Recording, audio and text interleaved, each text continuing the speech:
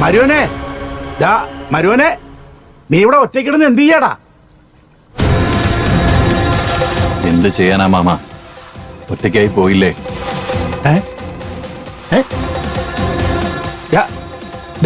മരുവനെ, മരുവനെ എന്തോടാ ഇത്? ക്വാർട്ടർ അല്ലല്ലോ. ഓ, നീ മദ്യം ഇതിനകത്ത് ഒഴിച്ചോണ്ട് വന്നാ? അല്ല, വിഷവാ. അയ്യോ എടാ, ഇതടിച്ച കിക്കാവൂല, ചത്തോവും. അറിയാം. നീ എന്തൊക്കെയാ ഈ പറയുന്നേ?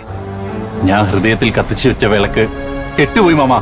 അയ്യോ, ഞാൻ പറിച്ചെടുത്ത് ഉള്ളം കയ്യിൽ വെച്ച പൂവ് പാടിക്കരിഞ്ഞുപോയി.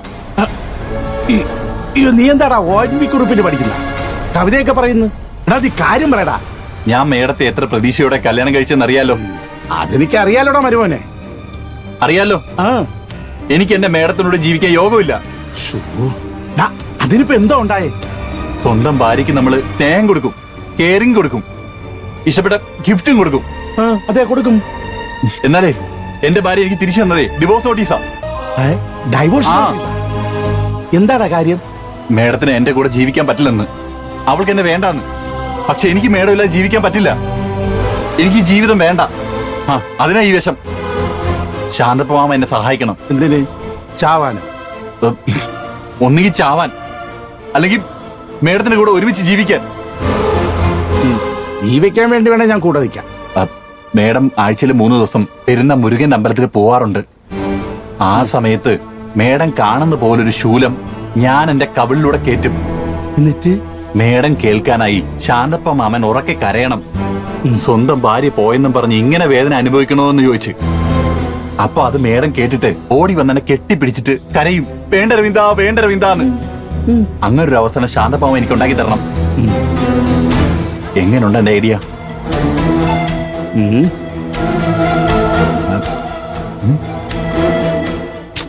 എന്താ ആലോചിക്കുന്നേ? ഐഡിയ ഒക്കെ കൊള്ളാം.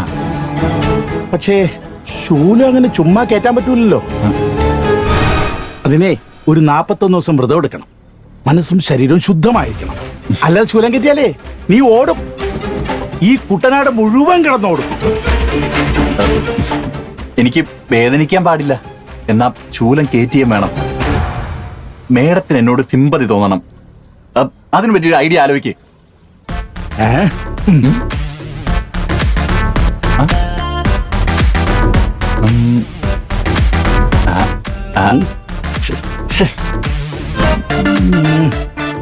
ഒരൈഡിയ ഉണ്ട്.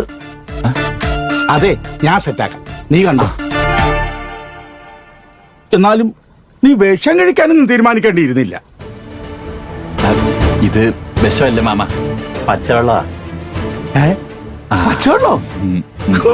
എടാ ഭയങ്കര. ചൂലം കേട്ടിട്ട് മേഡത്തിന് സിമ്പതി വന്നില്ലെങ്കിലേ വിഷം കഴിക്കുന്നവരെ കാണിക്കും. കൊള്ളാലോടെ മോനെ നിന്റെ ബുദ്ധി. എന്നാ പിന്നെ നമുക്ക് അമ്പലത്തിൽ വെച്ച് കാണാം. പിന്നെ ചതപ്പ ഒരപേക്ഷയുണ്ട്. ഫോളോ ആക്കരുത് പ്ലീസ്. എന്നെ വിശ്വസിക്കടാ മരുവനെ. ഉടായ്പ് കാണിക്കാൻ എന്നെ കഴിഞ്ഞിട്ടേ ഉള്ളൂ വേറെ ആരും. അതെനിക്കറിയാം. ഓക്കെ. ഓ, നല്ല സ്നേഹമുള്ള മാമൻ.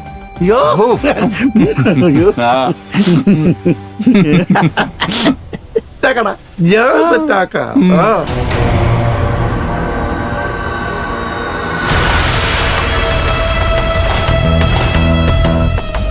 എന്താ ഇങ്ങനെയൊക്കെ സംഭവിക്കുന്ന കൊച്ചേട്ടാ? നമ്മൾ നല്ലതിനു വേണ്ടി ചെയ്യുന്നതെല്ലാം ഓപ്പോസിറ്റ് ആയിട്ട് നടക്കുന്നു. എന്നാ ശ്രേയ ദുഷ്ട മനസ്സോടെ ചെയ്യുന്നതെല്ലാം കൃത്യമായിട്ട് നടക്കുന്നുണ്ട്. എനിക്കും അതാ മനസ്സിലാവാത്ത കൗതി. എന്റെ മനസ്സിൽ ഇതേ ചോദ്യം തന്നെയാ, ഉത്തരമില്ലാത്ത ചോദ്യം. ദൈവങ്ങളെല്ലാം അവളുടെ കൂടെയാന്ന് തോന്നുന്നു. അവള് വിചാരിക്കുന്നല്ല അതുപോലെ നടക്കുന്നുണ്ടല്ലോ. നല്ലവരുടെ കൂടെ ദൈവം ഉണ്ടാവുന്ന കേട്ടിട്ടുള്ളത്. പക്ഷെ സംഭവിക്കുന്നൊക്കെ നേരെ തിരിച്ച. നീ എന്തിനാ ഇങ്ങനെയൊക്കെ ചിന്തിക്കുന്നേ?